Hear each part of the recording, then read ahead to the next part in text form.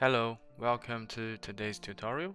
Today we're going to talk about how to export geometry from Rhino to Revit through Rhino Inside.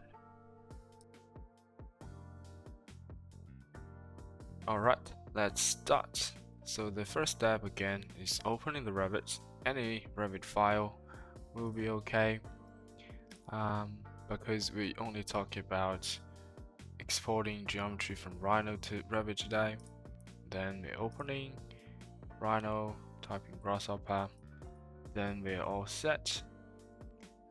So at the beginning, it's always good for us to know where we are. So we can just quickly create a floor plate, and then we grab that floor plate into Rhino to know where we are. What we can do is element, select element, and then we can right click element, set one graphical element. So now it's in the Rhino. The quickest way is to direct shape, add direct shape B-wrap. Let's delete that one for now. We can quickly draw a box in Rhino. Then we type in geometry, set one geometry, and then connect it. So now the B-wrap is in the Revit. So similarly, if we have a mesh, let's do a mesh box. So if we're a mesh box, what we're going to use is really add direct shape mesh, and then we can get the mesh into our Revit. But doing this has a limitation because all the geometry you just get into Revit is generic model, and it doesn't allow you to give it a material. So sometimes for rendering is very limiting. So what we can do instead is to add direct shape geometry. So let's delete these guys for now. Geometry, we can connect geometry back here. So it's generic model again, but what we can do is we can select the, for example, floors. So geometry here becomes a floor, and then we can add materials to it. So now it has a material. Another way to give it material is by query materials, and then we have a value picker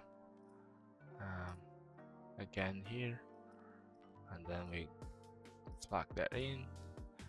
Then we can really play with the material here to see the change. Make sure you tick the shaded. You can see the material change of your box.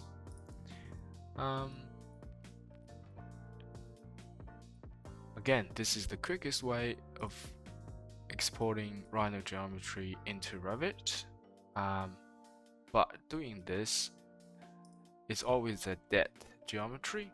You can't really add it from the Revit. So what we can do, so under architecture, there are several selections that you can choose: add ceiling, floor, wall, railing, column, roof, wall. Again, we can start from add floor. It's quite easy to understand. So we just draw two rectangles, and these will be our boundary for the floor plate. And then we set multiple curve. You can see it's already in Revit, and then we can change the type into 100 generic level. We can use a level picker to pick the ground floor plan, and then take it here, true, so it will be a structural floor plate, and that's it. That's floor, nice and easy. If you want to change it, simply in Rhino, you create a different sort of profile, grab that in. That's the way to edit it. But remember to hit the tracking mode as update. Otherwise, if you keep generating new geometries in Revit, and then we can try add wall. So again, the profile is a curve. So we draw two curves here. Then we set one curve, and the wall should be already in Rhino. It's not in, so it has to be horizontal line. It can't be a polyline here. So what we can do, we can explode it. And then we set multiple curves. So now the walls are in. Again, similarly, we can choose different levels of these walls. We can easily play with the height of the wall, like that. And then the location line, that's really the wall location line, whether it's center line or exterior face line. And then we can allow them to join or doesn't allow them to join. Very flexible. We can test the edward profile here as well. This one is really controlled by the profile of the wall, so we can draw oval here. Again, type in curve, set one curve. Now the wall is in. Again, these are all live geometry. We can unpin it and edit profile. Very flexible.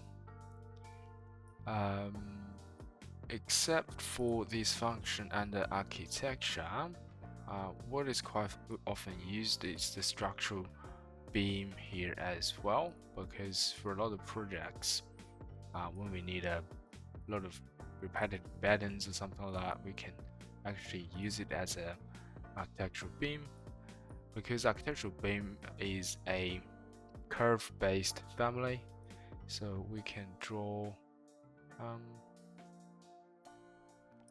a lot of lines here in different location, with different lengths, and then we set multiple curves.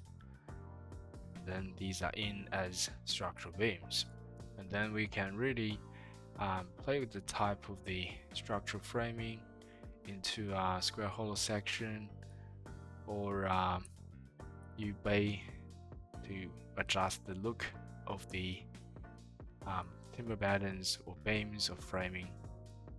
Quite easy. So that's the very basic of the exporting geometry from Rhino to Revit. Thanks for watching today's tutorial. Please subscribe to support and check out my other videos.